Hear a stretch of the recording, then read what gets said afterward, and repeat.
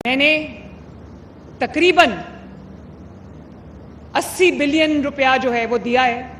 تاکہ پورے پنجاب کے کلاس رومز، پورے پنجاب کے جو سکولز ہیں، سرکاری سکولز، ان میں جتنے بھی مسنگ کلاس رومز ہیں،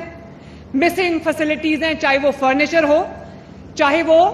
پنکھے ہوں، چاہے وہ باتھ رومز ہوں، یا وہ پینے کا صاف پانی ہو، یا وہ کمپیوٹر لیبز ہوں، میں نے وہ تمام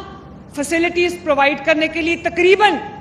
80 سے 100 بلین روپیہ جو ہے وہ رانا کو دیا اور کہا کہ 6 مہینے کے اندر اندر مجھے تمام مسنگ فیسلٹیز کو پورا کر کے دو۔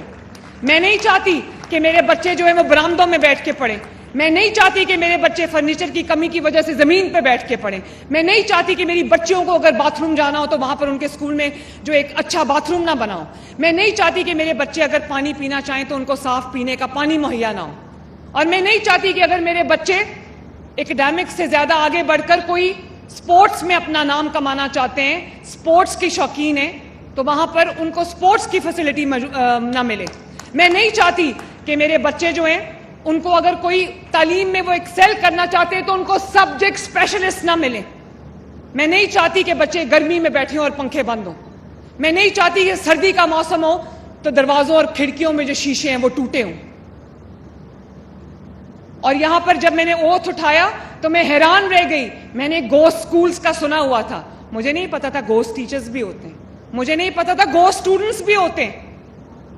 کسی جگہ 200 اسٹوڈنٹس تھے اور 2 ٹیچرز تھے، اور کسی جگہ 25 ٹیچرز تھے اور 2 اسٹوڈنٹس تھے، اور آج الحمدللہ 1.5 سال کے اندر اندر میرے بیٹوں اور بیٹیوں، پنجاب میں کوئی اسکول ایسا نہیں ہے جہاں پہ ٹیچرز نہیں ہیں۔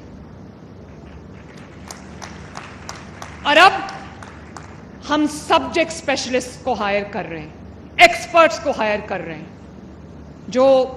سبجیکٹس جو ہیں وہ ایکسپرٹیز مانگتے ہیں، ان کے لیے ہم آپ کے لیے ایک بہت بڑی